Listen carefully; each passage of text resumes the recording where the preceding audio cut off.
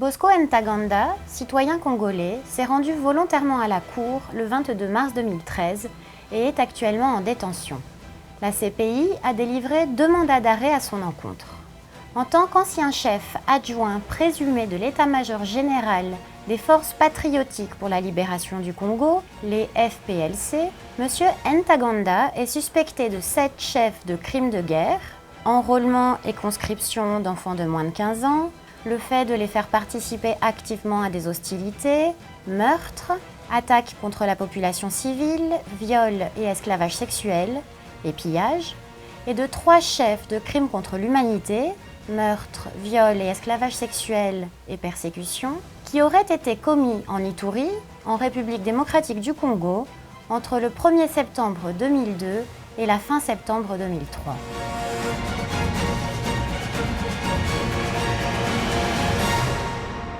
Les juges de la Cour pénale internationale accordent une grande importance à la participation des victimes dans l'affaire Les Procureurs contre Bosco Ntaganda.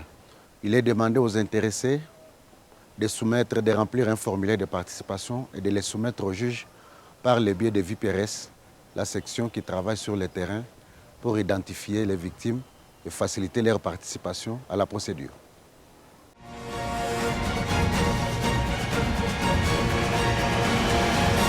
On a 2 sortes de victimes. Victime personne physique et victime personne morale.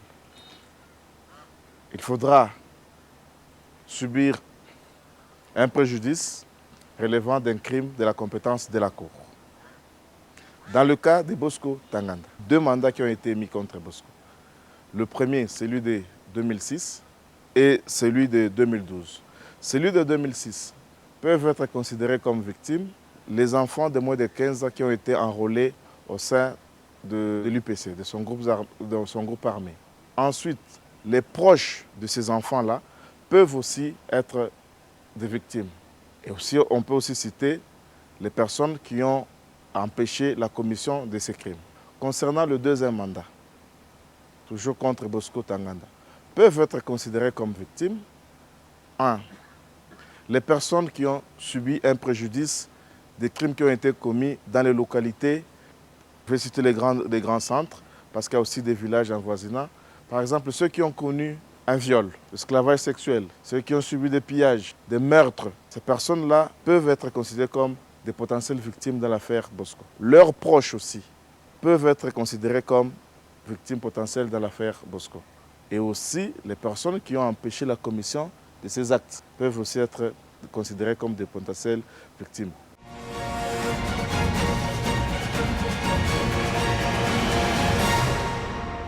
Comme nous l'avons lu sur le mandat, pour Ituri, parce que l'affaire Bosco concerne d'abord les Ituriens, parce que les 2 mandats concernent la situation en Ituri.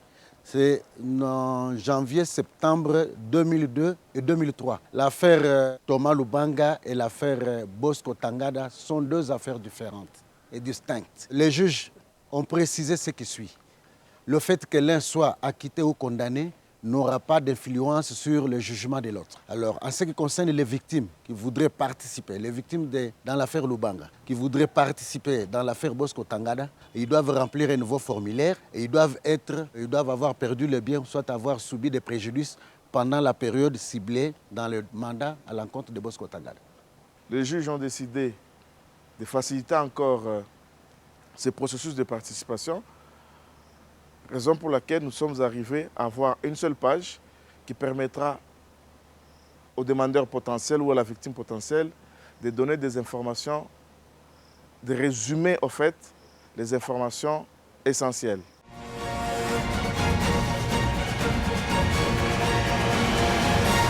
Si sexuel tunakusaidia wale watu walipataka magumu kama banapenda kusema mbele ya wajuge ile maneno ilibafiki. Tunasaidiaga watu gratuitement.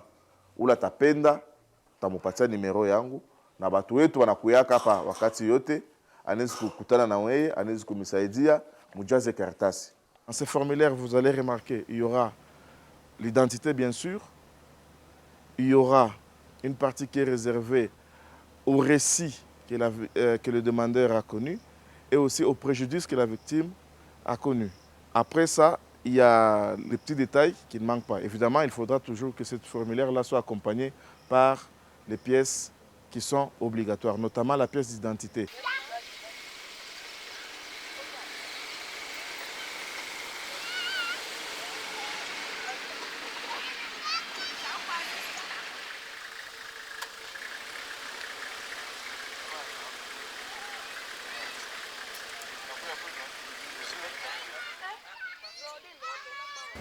On va en profiter d'abord pour faire une large campagne d'explication, de sensibilisation sur ce dossier.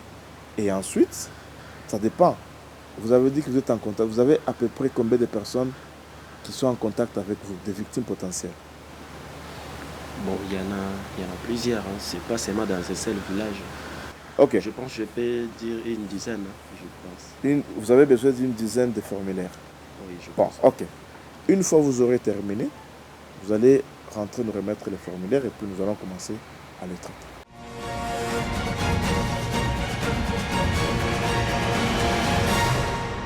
La participation n'est pas obligatoire. Il ne faudra pas que le partenaire ou l'intermédiaire puisse imposer aux gens. Il faudra d'abord un dialogue entre l'intermédiaire et la victime potentielle. Raison pour laquelle, même pour travailler avec les partenaires, nous savons un peu quels sont les liens qui existent entre l'intermédiaire et cette communauté-là. Raison pour laquelle ce n'est pas n'importe quel intermédiaire nous envoyons dans le milieu. Une fois cette relation-là existe ou est établie entre la victime potentielle et l'intermédiaire, ils vont maintenant commencer à dialoguer et l'intermédiaire va prendre note du récit du demandeur. Une fois l'intermédiaire prend les notes, une fois terminé, il doit relire ça en présence du demandeur ou de la victime potentielle. Si la victime potentielle est d'accord avec le récit tel que l'intermédiaire a résumé sur le formulaire de participation, la victime potentielle pourra apposer sa signature.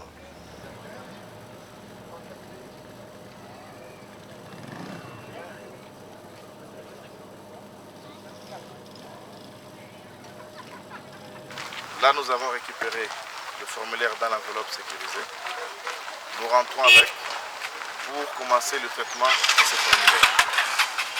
Les enregistrer, les vérifier et évidemment faire le reste du travail. Si nous avons des informations qui manquent dans ces formulaires-là, nous allons contacter notre intermédiaire. Ensemble avec lui, nous allons travailler afin d'obtenir des informations complètes.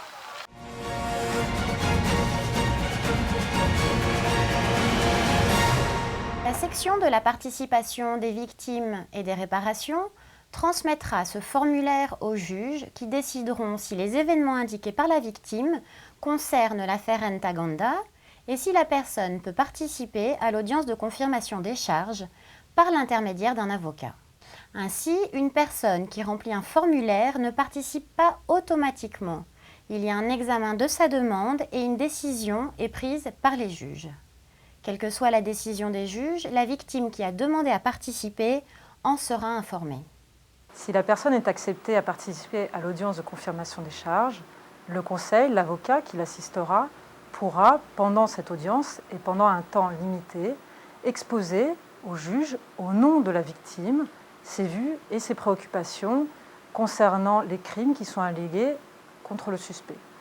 La personne, l'avocat, pourra également exposer les intérêts et les attentes de la victime au regard de la procédure.